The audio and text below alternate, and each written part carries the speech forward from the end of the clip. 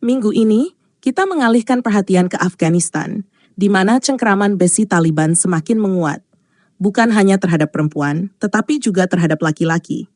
Sementara dunia cenderung fokus pada pembatasan berat terhadap pendidikan, mobilitas, dan kebebasan berekspresi perempuan, sebuah kisah yang kurang dikenal mulai muncul.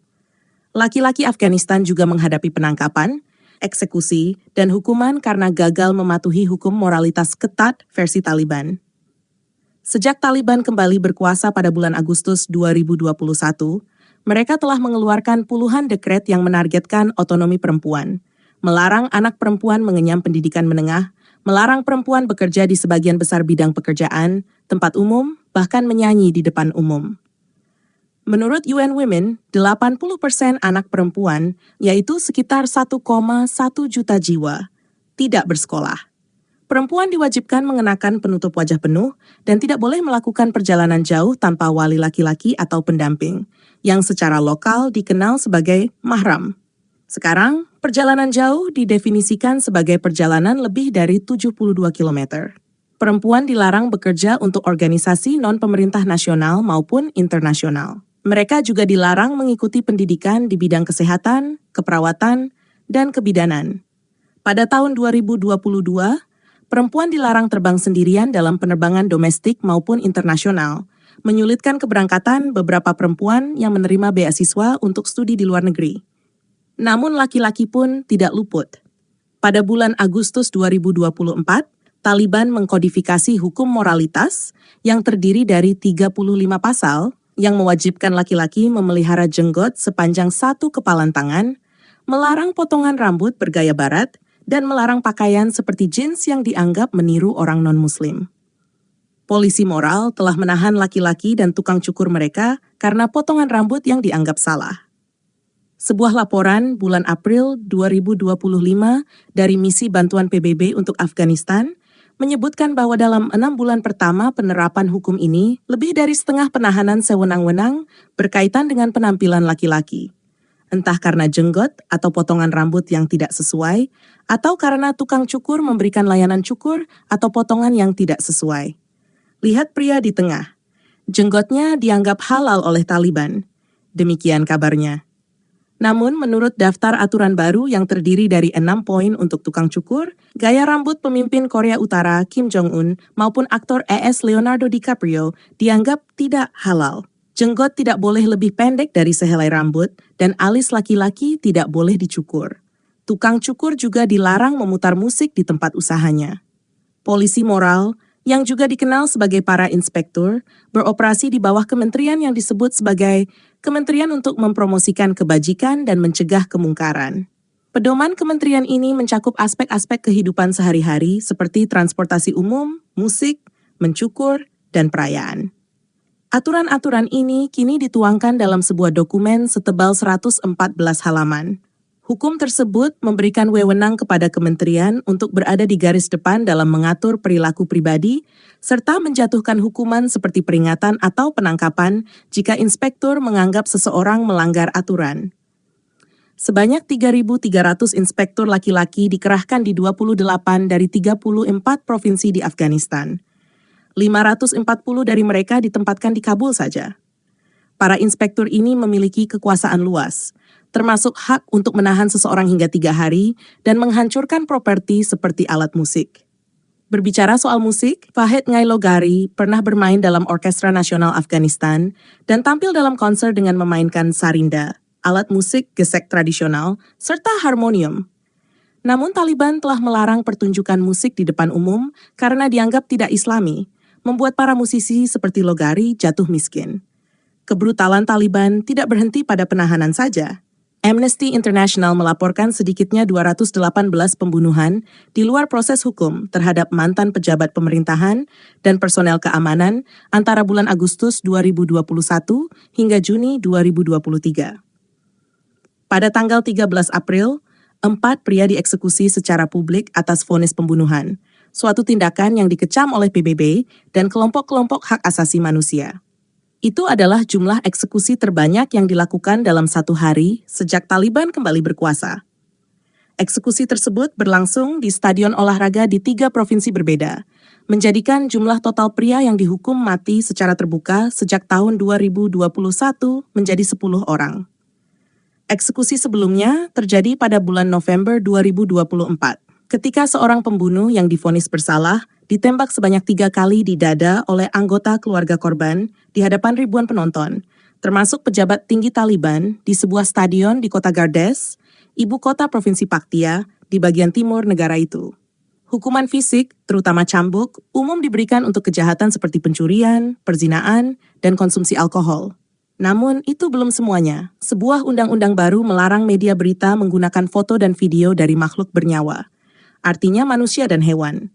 Akibatnya, saluran TV berhenti menampilkan gambar makhluk hidup dalam siarannya, sesuai perintah dari polisi moral.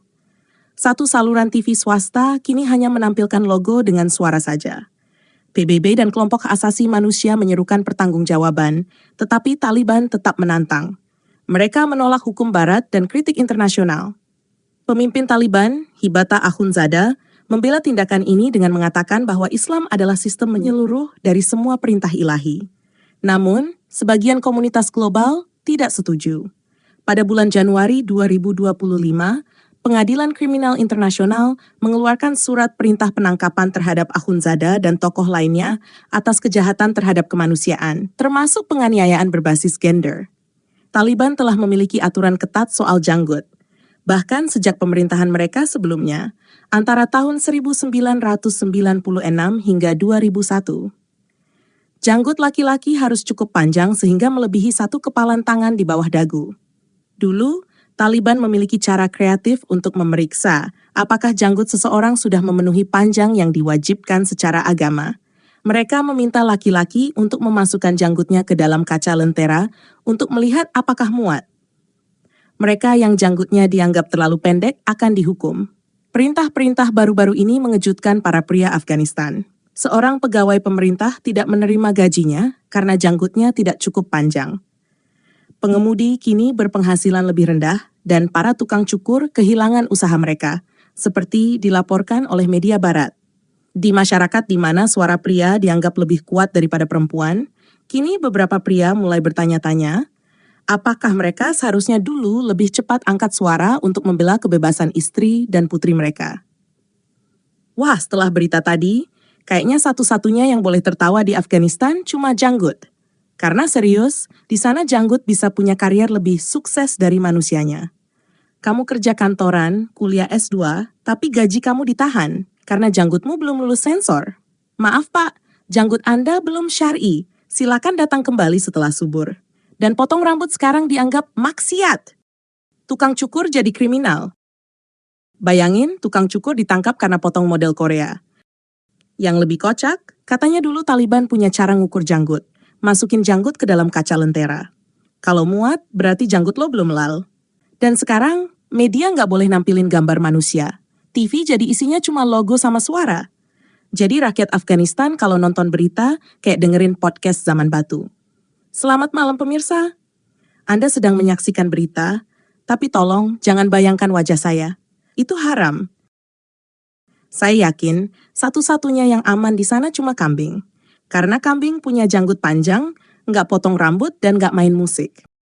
Makanya jangan heran kalau Taliban nanti ganti maskot jadi kambing syariah. Jadi buat abang-abang di Indonesia yang suka bilang, kalau hidup pakai syariat Islam, pasti damai dan teratur. Kami ucapkan selamat. Impian abang sedang hidup nyata di Afghanistan. Coba bayangkan bang, abang bangun pagi bukan untuk kerja, tapi untuk dicek janggut. Kalau janggut belum segenggam, gaji ditahan. Listrik mati, bensin mahal, tapi insya Allah janggut panjang. Dan abang nggak bisa nongkrong sambil nyetel musik ya. Karena musik itu haram. Kecuali mungkin suara abang sendiri ngorok pas tidur. TV, nggak ada sinetron, nggak ada YouTube, nggak ada TikTok, cuma logo dan suara. Jadi kalau abang masih ngeluh sinetron Indonesia lebay, tenang bang, di sana hidup orang aja ditiadakan dari layar. Dan jangan lupa, kalau anak perempuan abang lulus SD, ya sudah, itu puncak karirnya. Mau sekolah lagi? Maaf bang, itu namanya maksiat. Nanti bisa feminis. Sungguh syariat yang penuh cinta dan keharmonisan. Lucunya bang, waktu perempuan ditindas, abang diam. Tapi giliran janggut abang dipermasalahkan. Wah, langsung bilang ini melanggar HAM.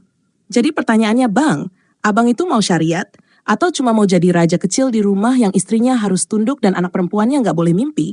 Karena kalau syariat ala Taliban, itu cita-cita abang. Tiket ke Kabul masih lebih murah daripada moral. Jadi begini nih, Taliban itu menerapkan syariat Islam secara kafah. Kafah itu maksudnya lengkap, sempurna. Tapi kalau menurut saya sih, kalau syariatnya kayak gitu, lebih baik kita nggak usah jadi sempurna deh. Karena kalau sempurna kayak gitu, nanti kita nggak bisa ngomong, nggak bisa bergerak, bahkan nggak bisa nonton sinetron. Tapi yang bikin saya lucu adalah banyak orang Indonesia yang bilang, kalau Indonesia menjalankan syariat Islam, pasti kita bisa jadi negara yang lebih baik. Ya kalau syariat yang dimaksud itu dilarang sekolah buat perempuan, rasanya nggak juga deh Indonesia makin baik. Kalau syariat yang dimaksud itu nahan orang cuma karena janggutnya nggak panjang ya. Buat apa tuh? Di Indonesia kita masih bisa hidup bebas. Wanita bebas sekolah, bebas kuliah. Tapi sebenarnya Indonesia itu bukan jadi negara baik karena syariatnya loh. Kita itu baik karena, ya kita orang Indonesia. Gak ada yang spesial dari Islam yang bikin kita jadi lebih baik. Justru banyak orang yang mendalami Islam terlalu dalam, malah jadi gampang marah. Hati-hati ya bang, kalau udah mendalami banget, nanti malah ngebunuh orang demi agama. Dan sebenarnya, yang bikin Indonesia ini baik adalah kita.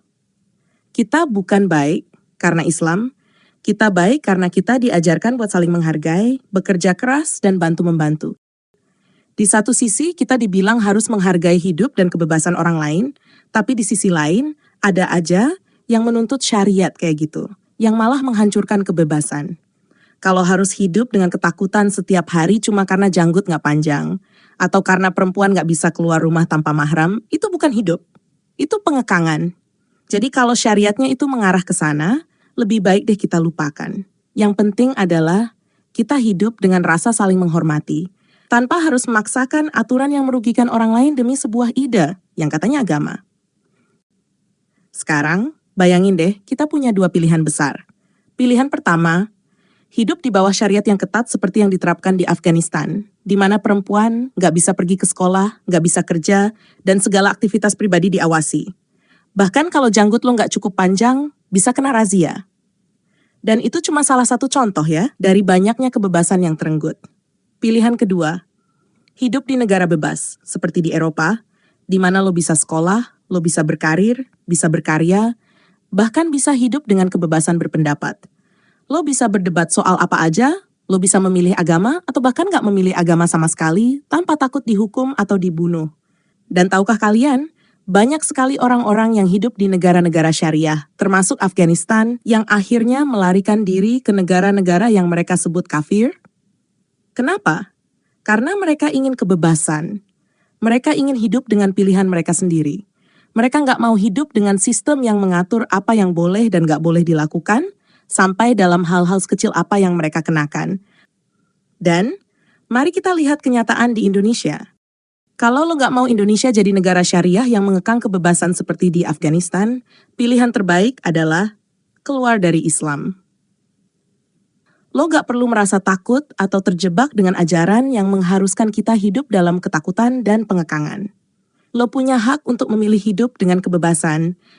Jangan biarkan ajaran-ajaran itu menghancurkan hidup lo atau Indonesia.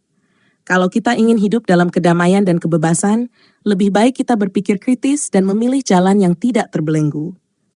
Kalau kamu suka dengan video ini, jangan lupa kasih like, klik subscribe, dan nyalain loncengnya, biar nggak ketinggalan konten-konten baru dari kami. Dan kalau kamu merasa video ini penting buat dibagikan, khususnya ke teman-teman yang masih mikir Indonesia cocok pakai syariat, share sekarang juga. Komentar di bawah pendapat kamu gimana? Mau hidup bebas atau mau hidup dijaga panjang pendek janggut? Sampai jumpa di video selanjutnya. Walau burung beo yang tak sadar beku, bangga sampai mati, hafal tanpa ngerti. Matahari masuk lumpur, mani keluar dari sumbi. Embak ini anak angkat, babi haram babu halal. Halo